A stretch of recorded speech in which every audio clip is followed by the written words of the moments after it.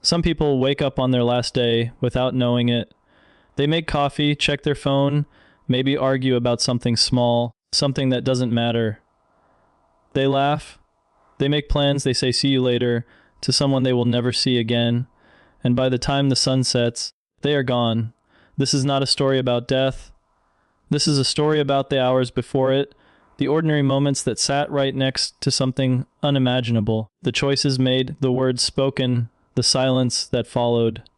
These are the last 24 hours before they died, and once you hear what happened, you will never look at an ordinary day the same way again. On the morning of April 4th, 1968, Martin Luther King Jr. woke up in room 306 of the Lorraine Motel in Memphis, Tennessee. He had not slept well. The night before, he had delivered one of the most powerful speeches of his life. Standing before a crowd despite a bomb threat on his plane and a storm raging outside, he spoke about the mountaintop. He said he had been there. He said he was not afraid. Those who were in the room that night said something about him felt different, like a man who had already made peace with something.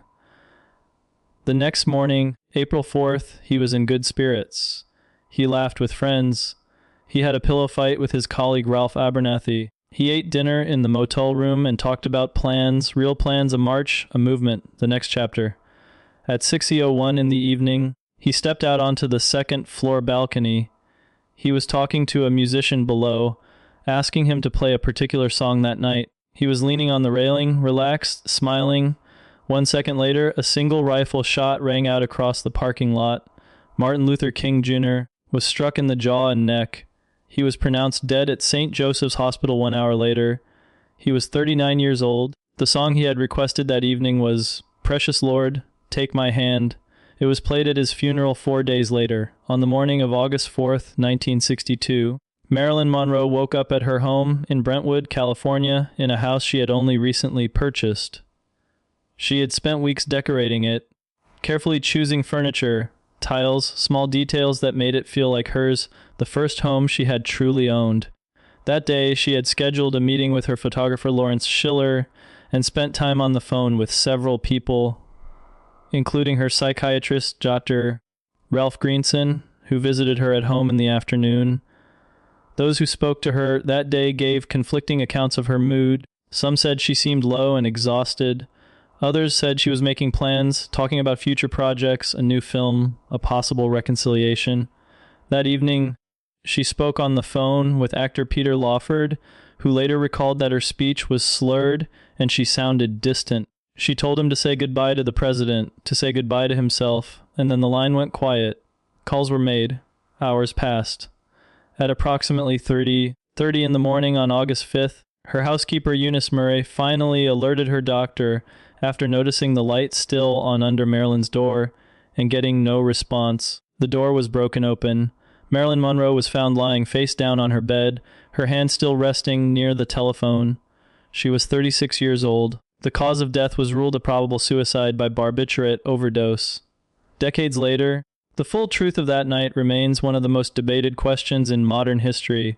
On September 17, 1970, Jimi Hendrix spent his final day in London. The night before, he had attended a party at a flat in Notting Hill, and by all accounts, he seemed tired and quiet, not the explosive performer the world knew, but something softer, more subdued. On that morning, he was with his girlfriend Monica Danneman at the Samarkand Hotel. He ate a small amount of food and took some of her prescribed sleeping pills, a detail that would later become central to the investigation into his death.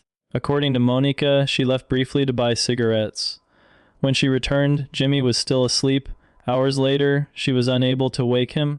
An ambulance was called at 11:18 in the morning. The paramedics who arrived described a scene that suggested he had been sick in his sleep. He was taken to St. Mary Abbott's Hospital, where he was pronounced dead on arrival. Jimi Hendrix was 27 years old. The official cause of death was asphyxia while intoxicated by barbiturates. He had spoken to his manager just days before his death about wanting to move forward, to record new music, to evolve beyond everything people expected of him. He had already begun writing new material. Those notebooks were never finished. On the evening of August 30th, 1997, Princess Diana attended a dinner at the Ritz Hotel in Paris with her companion Dodi Fayed. The two had spent several weeks together that summer on a yacht in the Mediterranean, and by that August evening, the paparazzi had become relentless. Photographs of Diana were worth enormous sums of money, and photographers on motorcycles and scooters were a constant presence wherever she went. After dinner, a plan was made to return to Dottie's apartment, and in an attempt to avoid the photographers, the group left through a rear exit of the hotel just after midnight. Diana was photographed stepping into the black Mercedes. She appeared calm. The car entered the Pont de Alma tunnel at high speed. Inside the tunnel, the driver Henry Paul lost control of the vehicle. The car crashed into a concrete pillar at approximately 20:23 in the morning on August 31st. Dottie Fade and Henry Paul were killed almost immediately. Deanna was still alive when emergency responders arrived. She spoke briefly. She was in severe shock. Doctors worked on her for hours at Pide Salptri Hospital, but the internal bleeding from a torn pulmonary vein could not be controlled. Diana, Princess of Wales, was pronounced dead at 40 Oderd in the morning. She was 36 years old. The last photographs ever taken of her were taken inside that tunnel by the very people who had been chasing her car in the moments before the crash. On February 3rd, 1959, a young man named Buddy Holly boarded a small Cedar Beechcraft Bonanza aircraft in Mason City, Iowa, in the middle of winter. The night before, he had performed at the Surf Ballroom in Clear Lake, Iowa, one stop on a grueling tour that had left the musicians exhausted and freezing on a bus with broken heating. Buddy had chartered the plane specifically to avoid the bus, to get ahead of the schedule, to rest. He was 22 years old, a rising star with a voice that would later be credited with shaping rock and roll as we know it. That evening, he had called his wife Maria Elena, who was pregnant with their first child. She had a feeling, a sharp and sudden dread that she couldn't explain, and she begged him not to go. He told her everything was fine. He told her he loved her. The plane took off at 12:55 in the morning. Despite poor weather conditions and a forecast that the pilot, 21-year-old Roger Peterson, may not have been fully certified to navigate, 18 minutes after takeoff, the plane went down into a cornfield 5 miles northwest of Mason City. There were no survivors. The day Buddy Holly died became known as the day the music died, immortalized years later in Don McLean's song, American Pie. Maria Elena Holly suffered a miscarriage after learning of her husband's death. She did not attend the funeral. She said she couldn't say goodbye to something she refused to believe was over. On October 30th, 1993, River Phoenix arrived at the Viper Room nightclub on Sunset Boulevard in Los Angeles. He was 23 years old and considered one of the most gifted actors of his generation. Those who knew him described a young man under enormous pressure, someone deeply sensitive and increasingly troubled behind the carefully constructed public image. That night, River had been using a combination of drugs, a lethal mix of cocaine and heroin known as a speedball. Inside the club, he began to feel unwell. He made his way outside to the sidewalk in front of the Viper Room, and what happened next was witnessed by dozens of people. River Phoenix collapsed on the pavement. His brother Joaquin, then 19 years old, called 911 in a panic. His sister Rain ran to him. People surrounded him on the sidewalk. The call Joaquin made to emergency services was recorded and later made public. His voice was desperate and breaking. Paramedics arrived and performed CPR repeatedly. River was taken to Cedars-Sinai Medical Center, where he was pronounced dead at 15:51 in the morning. The date was October 31st, Halloween. He had a film in post-production, he had roles in development, and he had a career that many believed would go on to define a generation.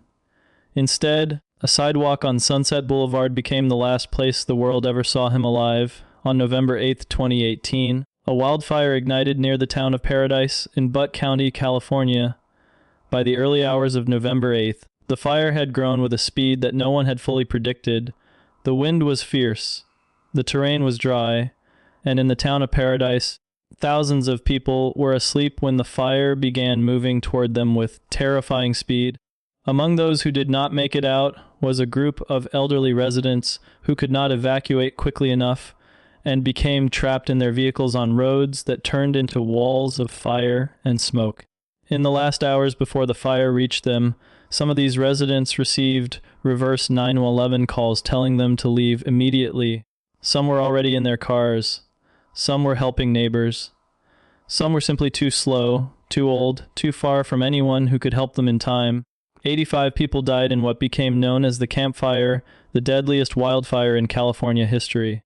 Among the victims were husbands and wives who had lived in paradise for decades, people who had built their lives there, who had chosen that quiet mountain town because it felt safe.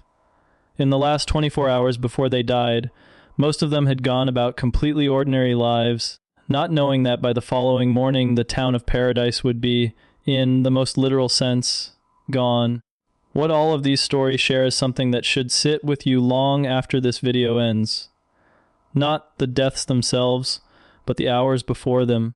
The pillow fight, the phone call, the plane that carried a boy who had already promised his wife everything would be fine, the woman decorating her first real home, the musician talking about the songs he still wanted to write. None of them knew, and that is the thing about ordinary days. They don't announce themselves as the last one. There is no warning, no signal, no final chapter heading to tell you that what you're doing right now, this moment, this breath, might be the last ordinary thing you ever get to do. The people in these stories were not defined by the way they died. They were defined by the way they lived, by the music they made, the movements they built, the love they gave to people who are still here, still carrying it. History remembers the moment of death. But if you look closer, if you look at the hours before, you find something far more human, far more fragile, and far more worth paying attention to. You find a life still being lived right up until it wasn't. If you found this story moving and want to explore more dark and deeply human histories like this one, subscribe to Dark Files, where we go beyond the headlines and into the hours that changed everything.